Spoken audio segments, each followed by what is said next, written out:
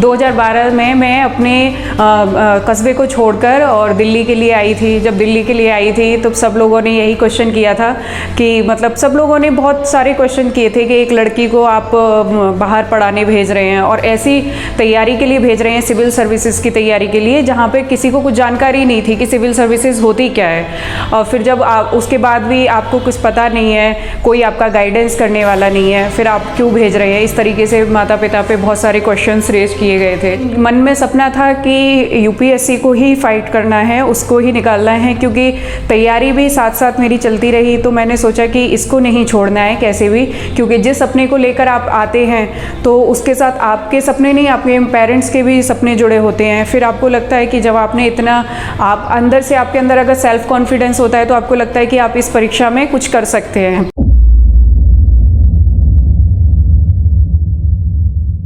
मेरा नाम प्रियंका कुमारी है। मैंने इस बार यूपीपीएससी 2019 में 5th रैंक की सिक्योर की है और मैं एसडीएम के पद पर चयनित हुई हूँ। लेकिन मेरी इस पद पर चयनित होने की जो प्रक्रिया रही है वो बहुत ही ज़्यादा संघर्षों से भरी रही है। मैं एक, आप जैसा कि जानते हैं, एक छोटे शहर की लड़की होना, छोटे कस्बे की लड़की होना और उसके बाद इस सब तैयारी में आना और उस तैयारी को जारी रखना एक अपने आप में बहुत बड़ा संघर्ष रहा है। संघर्ष नहीं कहिए तो कम से कम कुछ परेशानियों से भरा भी रहा है। उसमें कुछ उपलब्धियां भी रही हैं और कुछ परेशानियां भी रही हैं। मैं अपना अगर सक्सेस टॉक के माध्यम से मैं आपको सबको बस यही बताना चाहती हूँ कि जीवन में चाहे कितने भी संघर्ष रहे हों, कितनी भी मुश्किलें रही हों, लेकिन एक पड़ाव ऐसा भी आता है जहाँ पर आपको अपनी मेहनत का भी रिज़ल्ट पॉजिटिव मिलता है। वही मेरे साथ हुआ है। बेसिकली मेरा नाम प्रियंका है और मैं यूपी की से ही बिलोंग करती हूँ और यूपी के एक छोटे से कस्बे अमापुर से बिलोंग करती हूँ। अमापुर ये कासगंज ज़िले में पड़ता है। मेरी प्रारंभिक शिक्षा वहीं से हुई है, अमापुर से हुई है 8th तक की। उसके बाद मैंने 12th वहीं के इंटर कॉलेज से किया हुआ है। उसके बाद मैंने बीएससी अपनी एटा ज़िले से मैंने की है कंप्लीट, और उसके बाद मैंने पब्लिक एडमिनिस्ट्रेशन से मास्टर किया है जो मैंने दिल्ली में किया है। मैंने अपनी तैयारी 2012 में शुरू कर दी थी। 2012 में मैं अपने कस्बे को छोड़कर और दिल्ली के लिए आई थी। जब दिल्ली के लिए आई थी तो सब लोगों ने यही क्वेश्चन किया था कि मतलब सब लोगों ने बहुत सारे क्वेश्चन किए थे कि एक लड़की को आप बाहर पढ़ाने भेज रहे हैं और ऐसी तैयारी के लिए भेज रहे हैं, सिविल सर्विसेज की तैयारी के लिए, जहाँ पे किसी को कुछ जानकारी नहीं थी कि सिविल सर्विसेज होती क्या है। और फिर जब आप उसके बाद भी आपको कुछ पता नहीं है, कोई आपका गाइडेंस करने वाला नहीं है, फिर आप क्यों भेज रहे हैं। इस तरीके से माता पिता पे बहुत सारे क्वेश्चंस रेज किए गए थे। लेकिन फिर ऐसा हुआ कि 2012 में मैं जब से सबसे पहले यूपीएससी का मैंने पहला अटेम्प्ट दिया, उस समय मेरी उम्र केवल 21 साल थी और उस समय मेरा अच्छे से प्रीलिम्स हो गया। प्रीलिम्स पहली बार हुआ तो सबको लगा कि पहले अटेम्प्ट में आपका बेसिक बैकग्राउंड बहुत ही नॉर्मल था, बहुत ही साधारण था, आपने प्रीलिम्स इतने निकाल लिया। तो पेरेंट्स को एक उम्मीद हुई कि चलो लड़की हमारी बच्ची कुछ कर सकती है, तो फिर वो वाली बात हुई। लेकिन उसके बाद मैंने देखा कि मेंस में मेरा नहीं हुआ है। तो एक लड़की होने के कारण मेरे ऊपर ये दबाव था कि आपको कोई एक जॉब लेनी है अगर आपको इस तैयारी के लिए आगे बढ़ना है तो फिर इसी दौरान मैंने एसएससी की तैयारी की और जो छोटे कॉम्पिटिटिव एग्ज़ाम्स होते हैं उनकी तैयारी की। वो मैंने 6 मंथ के लिए वो टाइम दिया था कि अगर मैं कहीं पे भी सेलेक्ट हो जाती हूँ तो मैं अपनी यूपीएससी की तैयारी को कंटिन्यू कर सकती हूँ। फिर वहाँ पर ऐसा हुआ कि मेरा एसएससी में 2013 वाले में सिलेक्शन हो गया। 2014 में उसका 2014 तक उसकी ज्वाइनिंग नहीं आई थी, 2015 में ज्वाइनिंग आई थी। तो 2015 में मैंने एसएससी को ज्वाइन किया जो कंबाइंड ग्रेजुएशन लेवल का होता है, और उसके बाद मैं असिस्टेंट सेक्शन ऑफिसर की पद पर नियुक्त हुई। लेकिन मन में सपना था कि यूपीएससी को ही फाइट करना है, उसको ही निकालना है, क्योंकि तैयारी भी साथ साथ मेरी चलती रही। तो मैंने सोचा कि इसको नहीं छोड़ना है कैसे भी, क्योंकि जिस सपने को लेकर आप आते हैं तो उसके साथ आपके सपने नहीं, आपके पेरेंट्स के भी सपने जुड़े होते हैं। फिर आपको लगता है कि जब आपने इतना, आप अंदर से, आपके अंदर अगर सेल्फ कॉन्फिडेंस होता है तो आपको लगता है कि आप इस परीक्षा में कुछ कर सकते हैं। तो मैंने 2015 में यूपीएससी का सेकंड अटेम्प्ट दिया 2016 में 3rd अटैम्प्ट दिया, 2017 में भी 4th अटैम्प्ट दिया। इन तीनों चारों अटैम्प्ट, ये लास्ट के जो 3 अटैम्प्ट थे उसमें मैं इंटरव्यू तक पहुंची, क्योंकि इंटरव्यू में पहुंचने के बाद मेरा ऐसा हुआ कि मैं हमेशा 6 या 7, तीनों बार मैं केवल 6 या 7 मार्क्स से मेरा फाइनल सिलेक्शन रुका था, और साथ साथ में नौकरी भी चल रही थी। तो इस सब दौरान मुझे लगा कि कैसे भी मैं यूपीएससी को एक बार कैसे भी क्रैक कर लूँ। फिर मैंने सोचा कि अगर यूपीएससी में नहीं हो रहा है तो मैं पीसीएस के लिए तैयारी करती हूँ, स्पेशली अपनी स्टेट के लिए यूपीपीएससी के लिए तैयारी करती हूँ।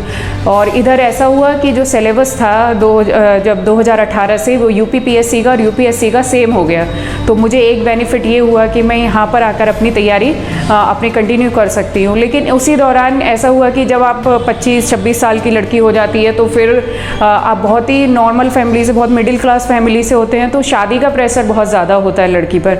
उनको लगता है, सब लोगों को लगता है, वो अपने आस पड़ोस में आपके बातें बननी शुरू हो जाती हैं कि लड़की बाहर पढ़ रही है, अभी तक शादी के बारे में नहीं सोच रही है, कैसे। तो उन सब चीज़ों को मैनेज करना इमोशनली बहुत ही टफ सिचुएशन हो जाती है।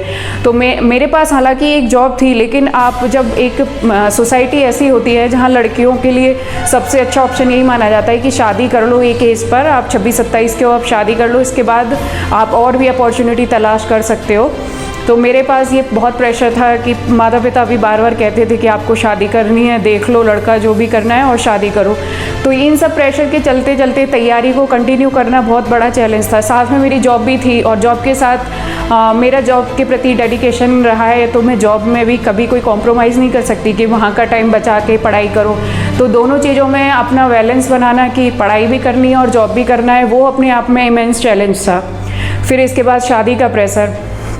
फिर अचानक ऐसे हुआ कि पेरेंट्स की तबीयत बहुत ज़्यादा बिगड़नी शुरू हो गई। मेरे दोनों माता पिता को, दोनों को बहुत ज़्यादा हेल्थ के इश्यूज़ सामने आए 2018 में, और 2018 से उनके हेल्थ की कंडीशन इतनी एग्रेवेट होती गई कि दोनों की तबीयत अभी भी बहुत ज़्यादा ख़राब थी। तो फिर मुझे लगा कि अब मेरी तैयारी कंटिन्यू नहीं हो सकती है, क्योंकि जब आपको बहुत सारी जिम्मेदारियाँ आपके सर पर आ जाती हैं। बड़ी, अपने घर में सबसे बड़ी हूँ, इसीलिए जिम्मेदारियाँ और ज़्यादा थी बड़ी बेटी होने के कारण, और समाज का प्रेशर था, जॉब का प्रेशर था, ऊपर से मन में सपना था कि नहीं, अगर आपने एक बार इतनी अच्छे से तैयारी की है, आप 3-4 बार इंटरव्यू तक पहुंच चुके हो, तो फिर इस पढ़ाई को बीच में छोड़ने का कोई मतलब नहीं है, अपनी तैयारी को बीच में छोड़ने का कोई मतलब नहीं है। तो फिर लेकिन मेरे पेरेंट्स ने मुझे बहुत ज़्यादा मोटिवेट किया कि अगर आपने तैयारी की है, आप इतने अच्छे से हमारी देखभाल कर सकती हो, तो और जॉब भी कर सकती हो, तो आप अपनी तैयारी को कंटिन्यू करो, कैसे भी आप कंटिन्यू करो। तो फिर मेरे साथ ये था कि 2018 वाले यूपीपीएससी में मैं इंटरव्यू तक गई, और मेरा लास्ट में कुछ मार्क्स से फिर सिलेक्शन रुक गया। उसके बाद मुझे लगा कि लाइफ यहीं पर एंड हो जाती है, कि अब ये तैयारी वाला फेज़ है वो कंप्लीट हो चुका है, अब मुझे अपनी तैयारी यहाँ पे स्टॉप कर देनी चाहिए। लेकिन फिर मन में एक अंदर से उत्साह आया कि इंटरव्यू तक पहुँच रहे हैं, क्या पता कहीं पर कोई कमी रह गई है, उसको इम्प्रूव करने की ज़रूरत है। तो मैंने बस वहीं पर जो अपनी कमियां थी उनको आइडेंटिफाई किया, और उनको आइडेंटिफाई करके मैंने अपनी तैयारी को फिर से ज़्यादा टाइम नहीं दिया मैंने, क्योंकि मेरा बेस पहले से ही तैयार हो चुका था।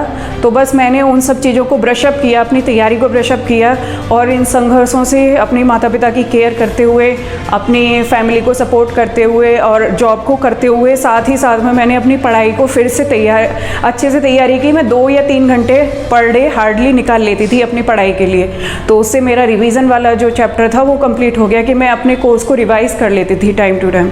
तो उसी के साथ मेरा फिर यूपीपीएससी में अभी 2019 का जो रिजल्ट आया है उसमें मुझे 5th रैंक प्राप्त हुई। तो मुझे इससे लगता है कि जब आप बहुत ज़्यादा संघर्ष करते हैं, लेकिन उसके साथ साथ आपके अंदर सेल्फ कॉन्फिडेंस होता है अपने लिए, आपके अंदर आपको कुछ पाने का आपके अंदर पैशन होता है, तो जो भी होता है कि आपके लिए अपने आप रास्ते बनने लगते हैं, खुद ब खुद आप उसी डायरेक्शन में जाते रहते हैं। आपको बीच बीच में समस्याएं आती हैं, लेकिन उनको समस्याओं से जूझने का भी आपके अंदर जुझारूपन बना रहता है। और इसी के साथ मैं आप लोगों को सबको यही संदेश देना चाहूँगी कि कभी भी फीमेल होने के, स्पेशली फीमेल के लिए, कि आप फीमेल होने के की वजह से ये मत सोचिए कि आप किसी भी तरीके से कम हैं, आप अपने सपने को परस्यू नहीं कर सकती हैं, क्योंकि सपने को परस्यू करना उसमें मेल या फीमेल जेंडर का कोई रोल नहीं होता है। और आप जब किसी ड्रीम को अपने अंदर ले लेते हैं और उसके लिए हार्ड वर्क करते हैं, पेशेंस रखते हैं, परसिवरेंस से काम करते हैं, तो आप उसमें ज़रूर सक्सेस होते हैं। इस वीडियो के बारे में अपनी राय कमेंट सेक्शन में दें। अगर आपको वीडियो अच्छी लगी हो तो लाइक करें, शेयर करें, सब्सक्राइब करें और अपने दोस्तों के साथ भी शेयर करें।